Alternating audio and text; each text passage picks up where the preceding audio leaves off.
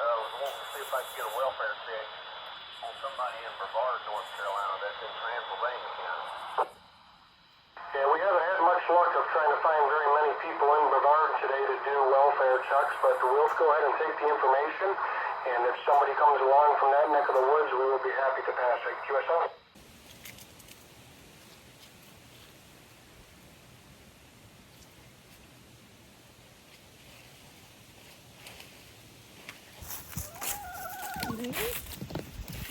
No. Can't come out. We got big weather.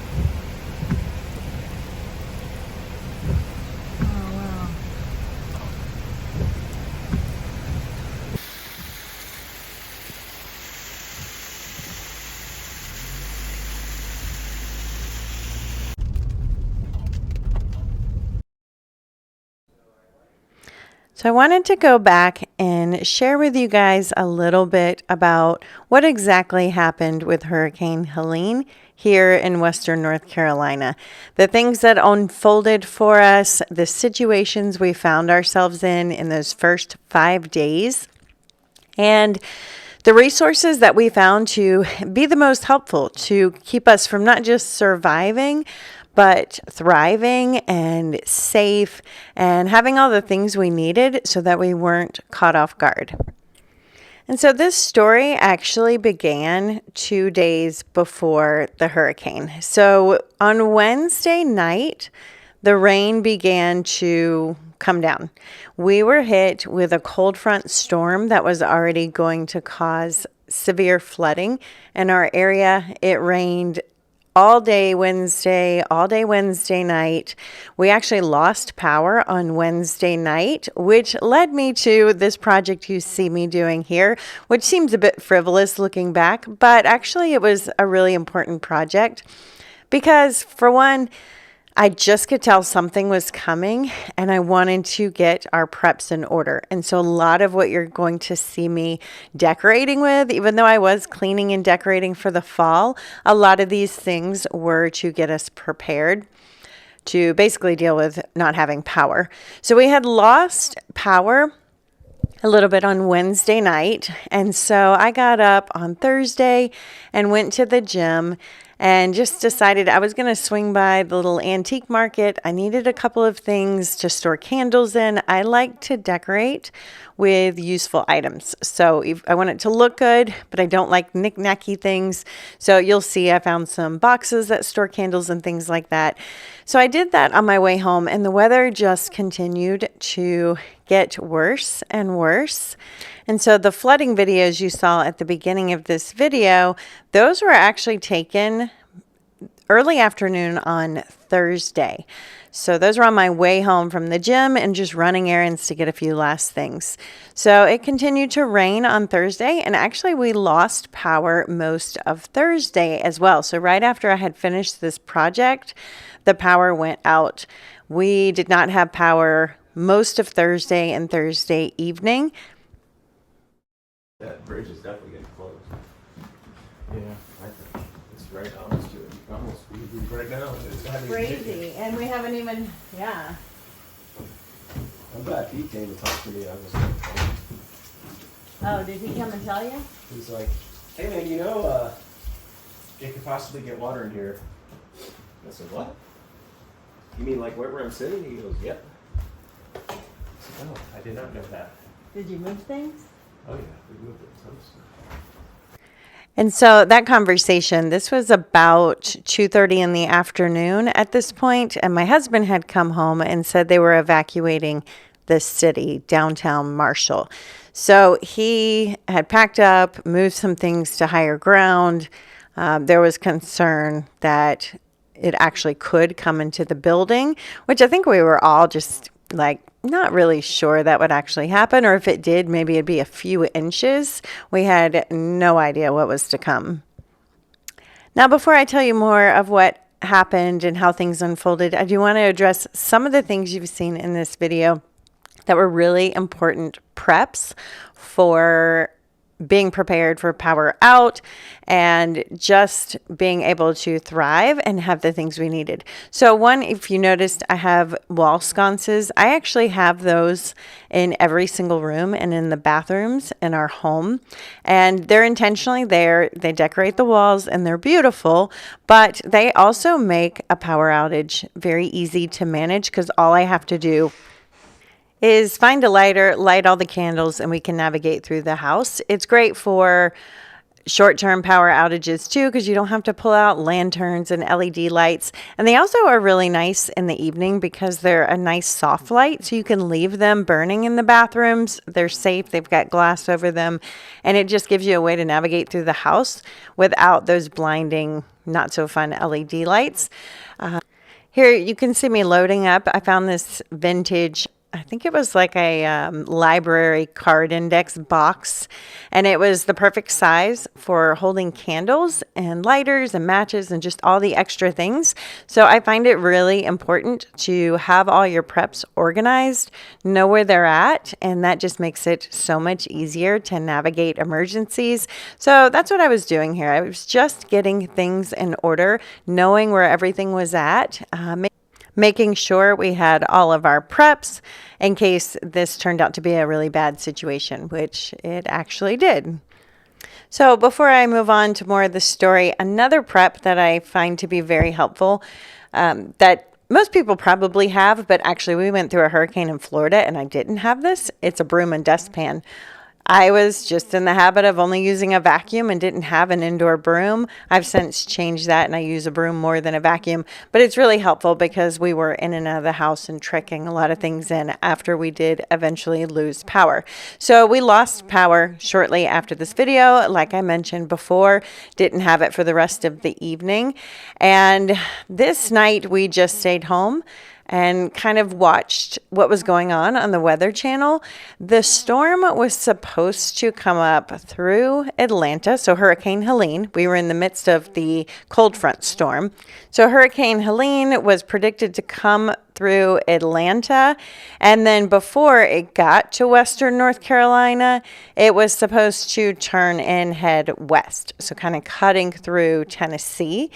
So we were thinking we were going to get some wind, which actually was the thing I personally was most concerned about because we live in the trees. We're surrounded by massive trees. Now, the ones above the ridge are pretty far away, and then the ones below us, because we have property that's above the ridge and property that's below, they would hopefully fall down. But that was my main concern because we had so much water, and I had been through hurricanes in Florida before where everything was saturated and then the wind comes and the trees fall over like they're twigs. So that was my main concern throughout this whole thing.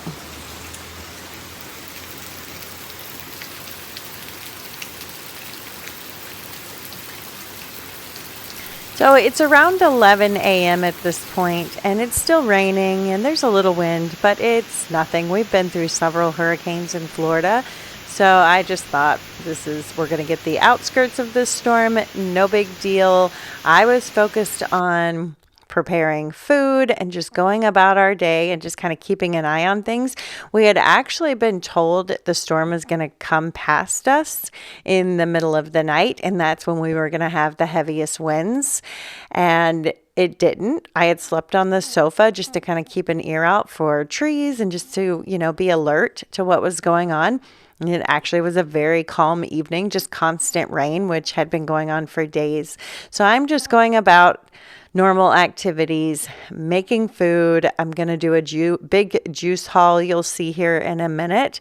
And it was right after I finished juicing. About 5 minutes later, the power went out and the wind started to pick up. So my husband was working like it was a normal day, just working from home. I was doing all the homemaking things and decided to just kind of check and see what was going on with the storm. We really thought I personally thought it had just passed us and we were just hitting outer bands.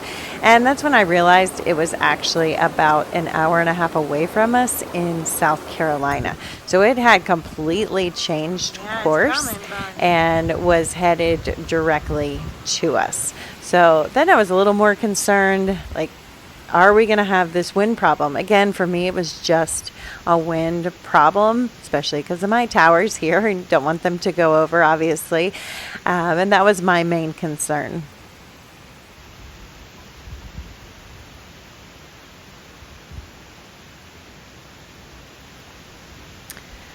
So we were just kind of keeping an eye on things and going about our day. The wind did pick up and eventually we were hit with this hurricane. For us personally, we were on the side of the hurricane where I would say the max wind speeds we saw were maybe 70 miles per hour, and they were pretty short gusts. Overall, we did not get hit by a ton of wind. And actually, we didn't get hit by a ton of rain. I found out later there were just 30 minutes down the street where my gym is.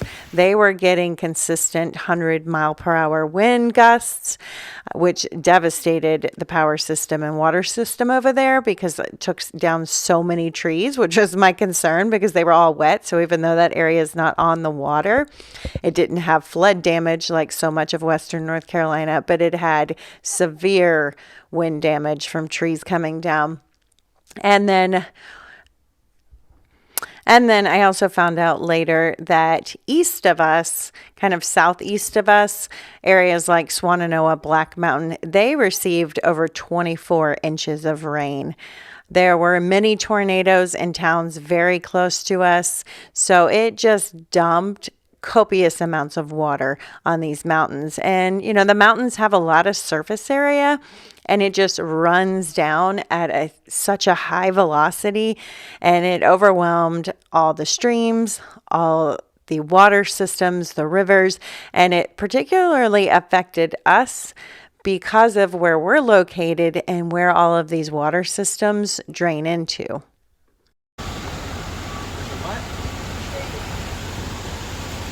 Oh my gosh.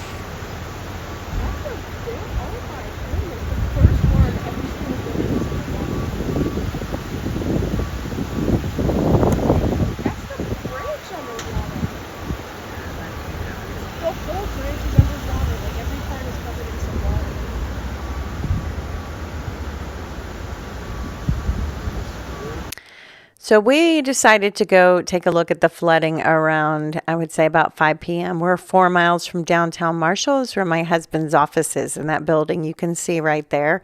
And we just kind of wanted to gauge what it looked like. But at this point, we had no cell, no water, no power, and all of the bridges to leave the mountain were closed, and the back roads, my husband had tried to get out to go get something, and the roads, like every other road, was washed out.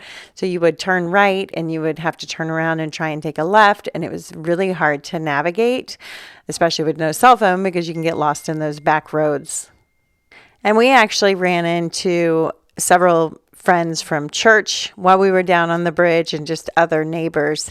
And nobody really understood what was going on because, like I mentioned before, we were not hit with torrential rains like some regions, and we did not experience really bad wind like a lot of regions had.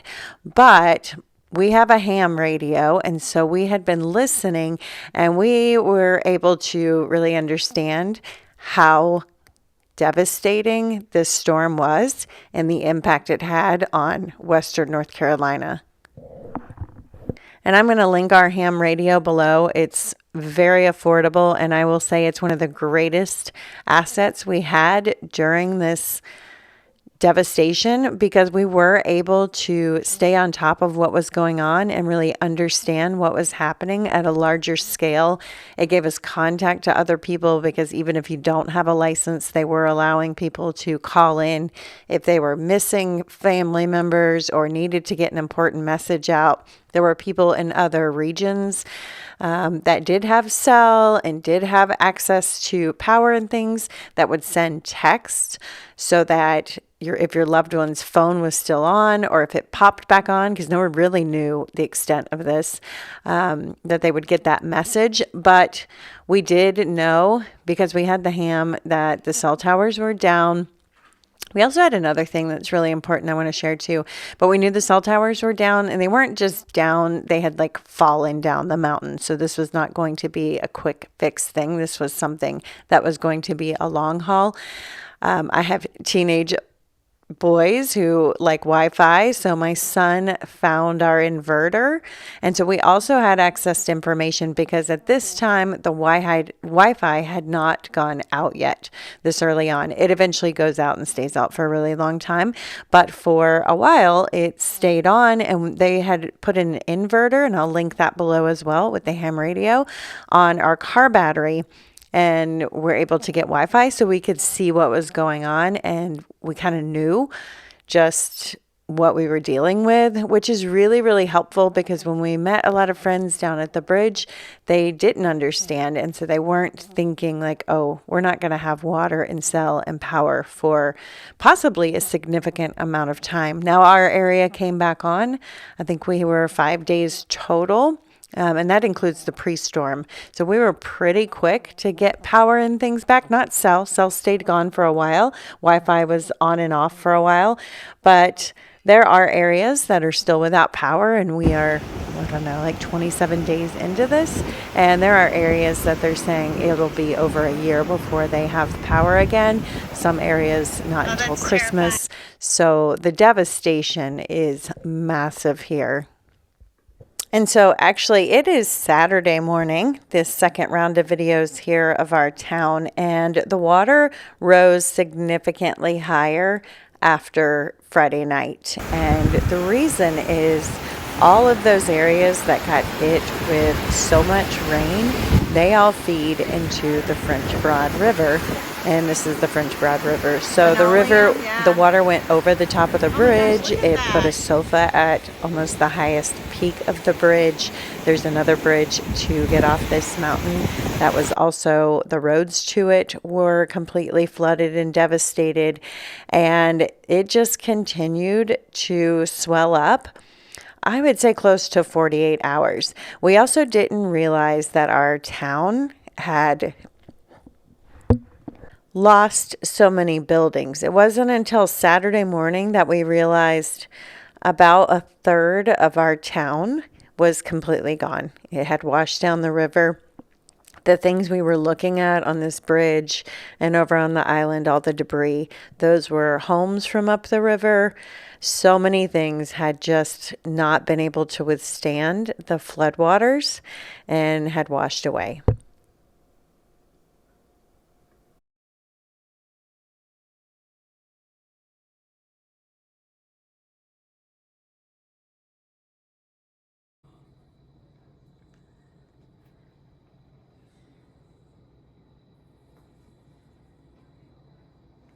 Hey friends, so what is today? Friday, about 8 o'clock. We just got in, went to a neighbor's. We have located a lot of our church family in this side of the bridge and have connected with them, so that's awesome.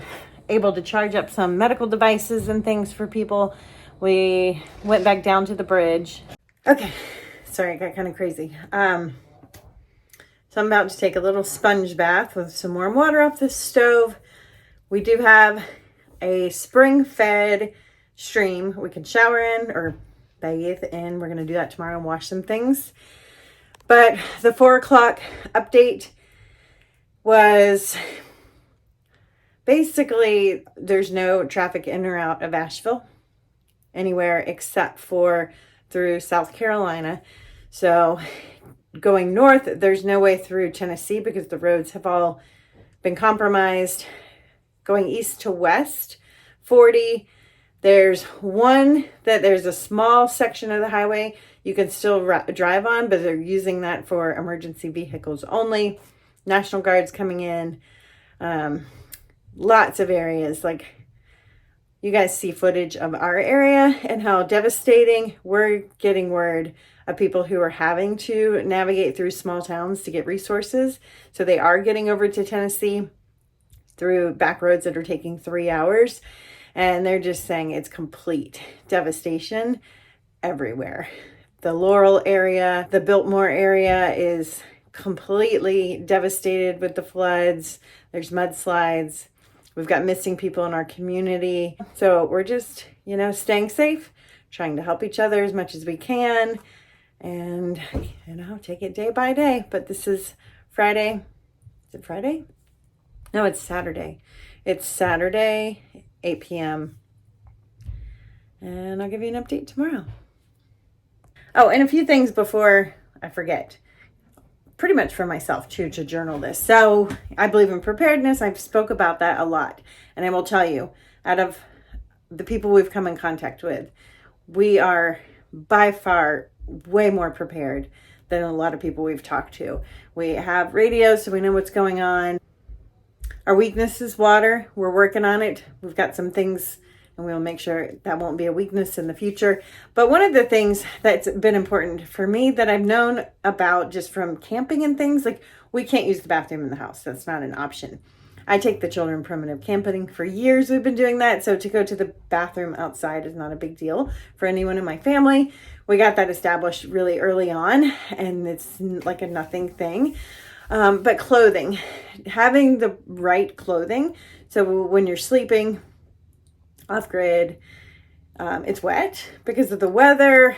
Things like linen and wool are ideal to sleep in because cotton, if it gets wet, it actually draws heat out of your body, can make you really, really cold.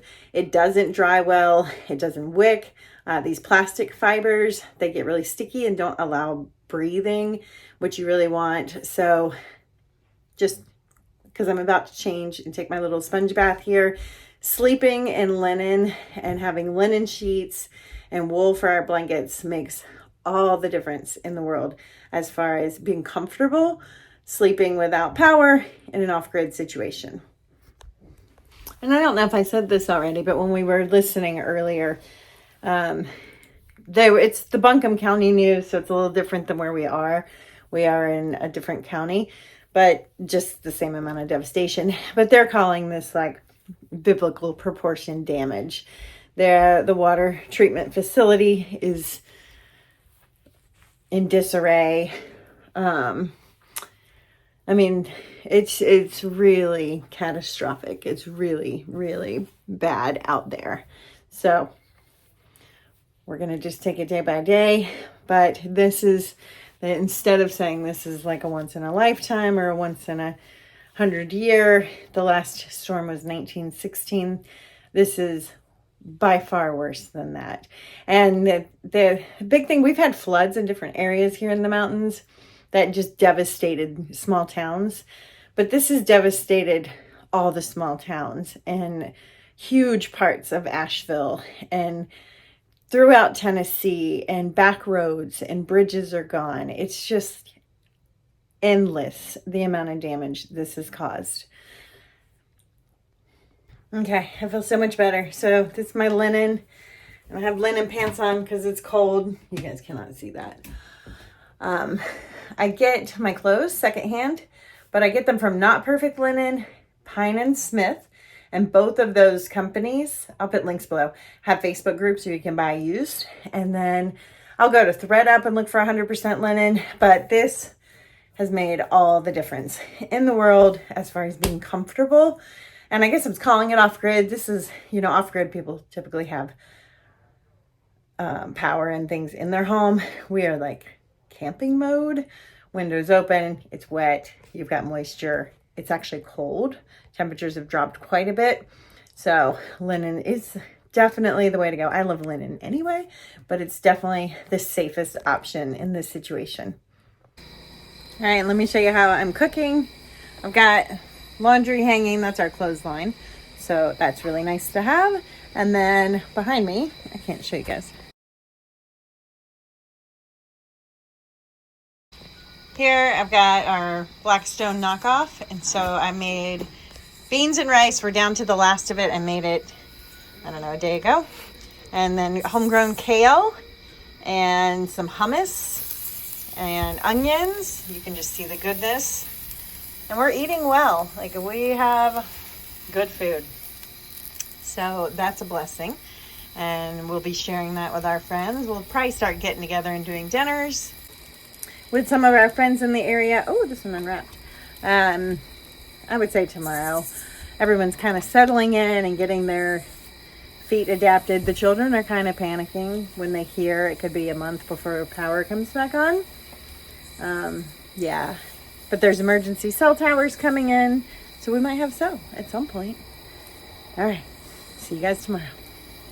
Oh, and this is our porch that I redid recently in a YouTube video, and it's been so nice because we can sit out here. We've got all our fruit and some of our extra food out here, and we listen to the radio together. It comes on at 10 and at 4, and just get our updates. And it's just a nice place to chill as a family. So what I'm doing right here, eating my delicious burrito. But I'm listening to the radio, and then we make notes.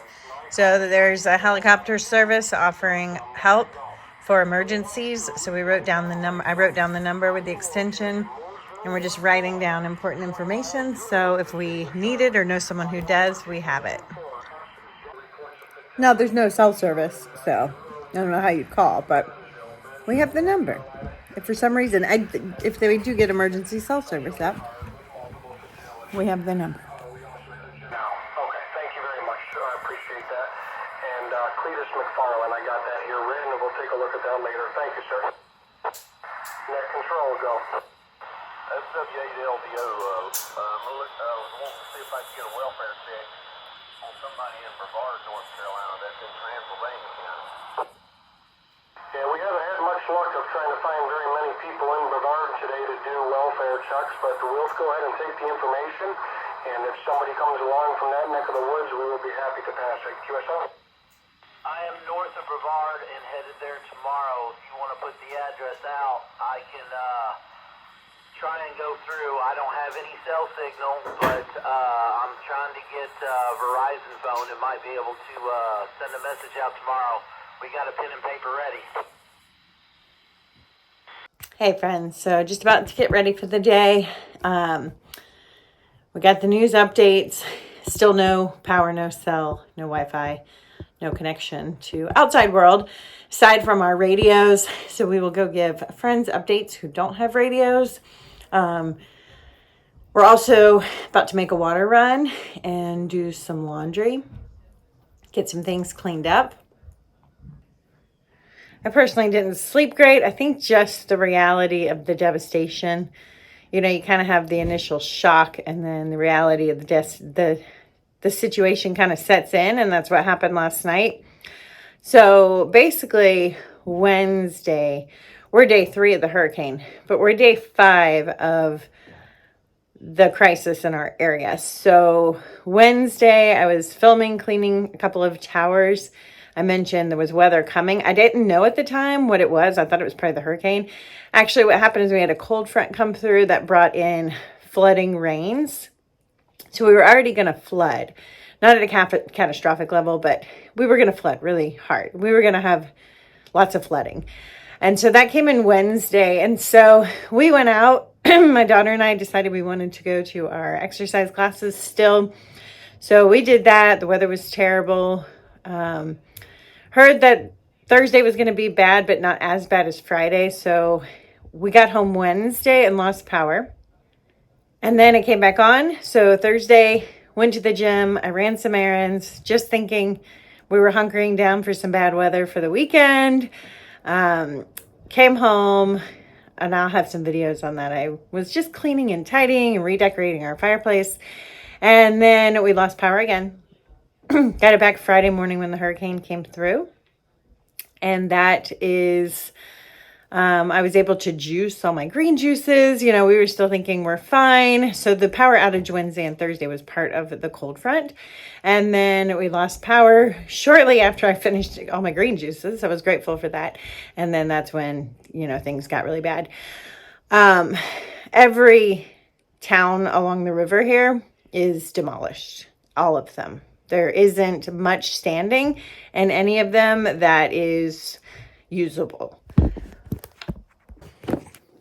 So our town here, it made it to second floors, within 2 feet of some of those to the ceiling line. Wiped out many buildings. We don't know about our church. Our church and the courthouse sit the highest. I know water was in them. We just don't know if it's a complete devastation situation. Like I would say 90% of the buildings in our town are either completely devastated or just gone altogether. Houses are gone, entire neighborhoods are gone into certain areas. We got word of Swannanoa and the Black Mountain area. Swannanoa was hit the hardest. There's old Swannanoa Highway. That is all runs along the Swannanoa River. We're being told entire neighborhoods are gone. Every business on that road is gone. And this just keeps going. We have friends in Lake Lure. Lake Lure is kind of landlocked right now because all the roads to Lake Lure are gone or in disarray. And that's the theme. Like every little town, it seems like you think that one's the worst. And then the next one's even worse off than that one. So today it's just a lot to process. So we're just going to keep doing the things, you know, surviving and waiting to get more information. All right, we got water and we're about to prime the Berkey, and that'll be able to clean the water so we can cook and use it. And I'm making a bunch of food. There are 18 young adults in an apartment complex on the river under my husband's office.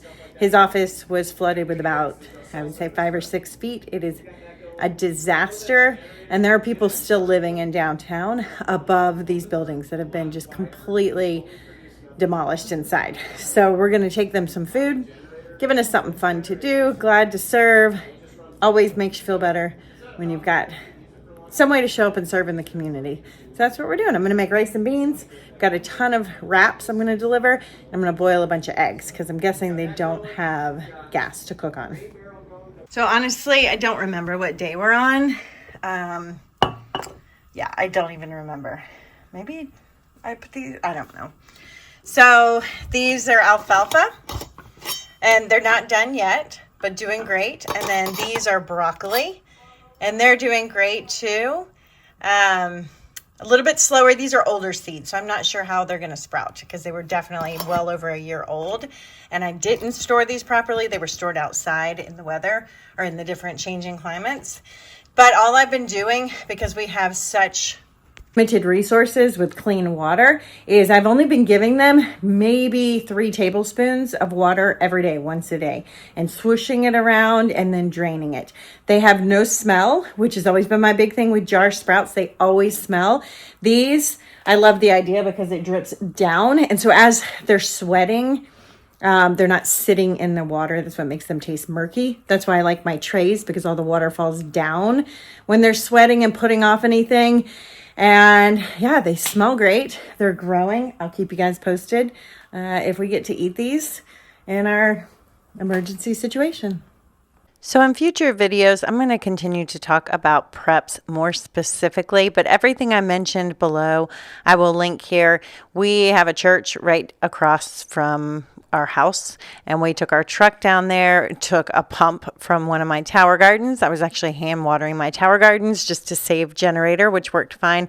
And we pumped water out of this spring-fed creek here so that we would have access to fresh water for washing dishes and everything. We got cleaned up. We were able to kind of get our house in order, and about 24 hours later, the power came back on and we went right to work just serving in the community. So stay prepared, friends. In this situation, it was literally the difference between life or death for many.